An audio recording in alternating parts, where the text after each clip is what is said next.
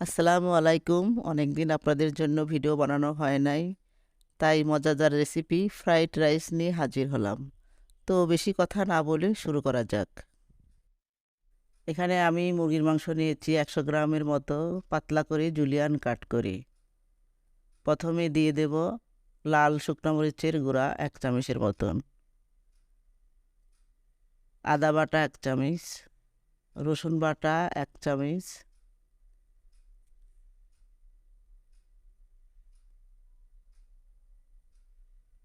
Tomato sauce 1 চামচ, soya sauce 1 চামচ,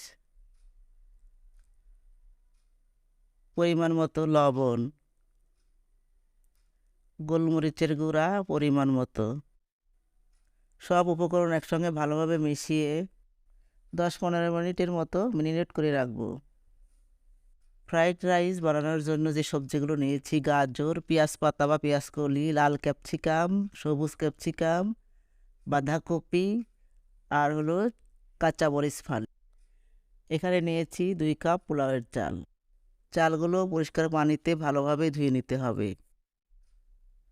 আমি যে 2 কাপ চাউল নিয়েছি তার মধ্যে 4 কাপ পানি নিয়েছি। অবশ্যই ডবল পানি নিতে হবে। পানিটি খুব গরম, হাই হিটে অবশ্যই দিবেন। চাউলটা দিয়ে সঙ্গে সঙ্গে অবশ্যই নেড়ে চেড়ে দিবেন, নাহলে দলা পেকে যেতে পারে। এরপর দিয়ে দেব লবণ, 1 চামচের মতো তেল, যেন চাউলটা ঝরঝরা হয়। দিয়ে একটু নাড়াচাড়া করে দেব। ভাতটা প্রায় হয়ে আসার পথে, প্রায় 9%-এর মতো সিদ্ধ হয়ে আছে। হাতে একটু টিপে দিলে আপনি বুঝতে পারবেন যে ভাতটা হয়ে গেছে। এখন অন্য একটা ছাঁকনিতে আমি এটা ছেঁকে নেব। একটা ট্রেতে ভাতগুলো ঢেলে আমি কয়েক ঘন্টার জন্য বাতাসে ছড়িয়ে দেব, যেন ভাতটা ঠান্ডা ঝরঝরে হয়ে থাকে। আপনারা চাইলে আগের দিন রান্না করে ফ্রিজেও রাখতে পারেন, তাহলে খুব ভালো ঝরঝরা হয়ে থাকবে। এখানে নিয়েছি আমি পরিমাণ মতো বাটার, চাইলে আপনারা ঘিও ব্যবহার করতে পারেন। সাদা তেলে এটা তেমন স্বাদ হবে না, অবশ্যই ঘি অথবা বাটার দিয়ে তৈরি করতে হবে। আমি যে মাংসটা ম্যারিনেট করে রেখেছিলাম, তা এখন এটা ফ্রাই করে নেব বাটারের মধ্যে। একটু নাড়াচাড়া করে ভালোভাবে রান্না করে ব্রাউন কালার করে নেব। মাংসগুলো ব্রাউন কালার হয়ে গেছে, এখন এগুলা তুলে ফেলবো। আবারও আরেকটা অন্য একটা পাত্র নিয়েছি, তার মধ্যে পরিমাণ মতো বাটার নিয়েছি। বাটারটা গলে গেলে আমি দিয়ে দেব পরিমাণ মতো রসুন কুচি, 1/2 কাপের মতো। রসুনগুলো ভালো করে ভেজে ব্রাউন কালার করে নেব। রসুনগুলি ব্রাউন কালার হয়ে গেছে, এখন দিয়ে দেব গাজর কুচি। যেহেতু গাজর একটু শক্ত, গাজরটাই প্রথমে ইউজ করলাম। ভালো করে নাড়াচাড়া করে 1-2 মিনিটের মতো সেদ্ধ করে নেব, একটু কচকচানো যেন থাকে শক্ত ভাবটা।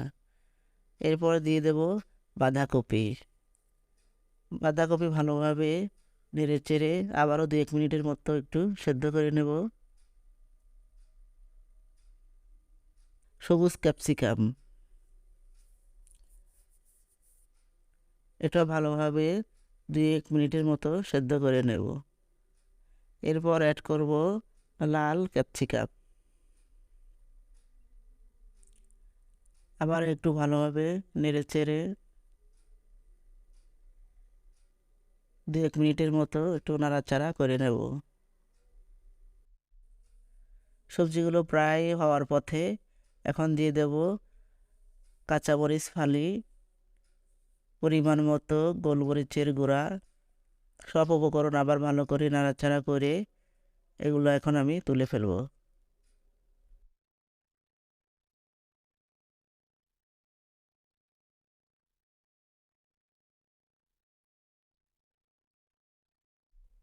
সবজিগুলো হওয়ার পর 2টা ডিম ভালো করে ভেজে নেব।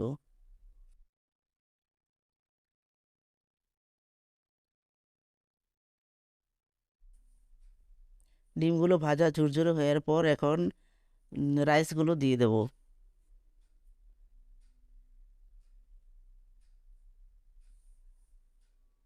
রাইসগুলো ভালো করে নাড়াচাড়া করে এবং চিকেন ফ্রাইগুলো দিয়ে দেব।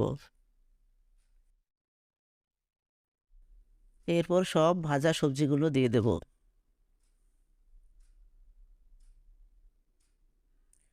ভালোভাবে নাড়াচাড়া করার পর এবার পেঁয়াজ পাতা বা পেঁয়াজের কলি দিয়ে দেব।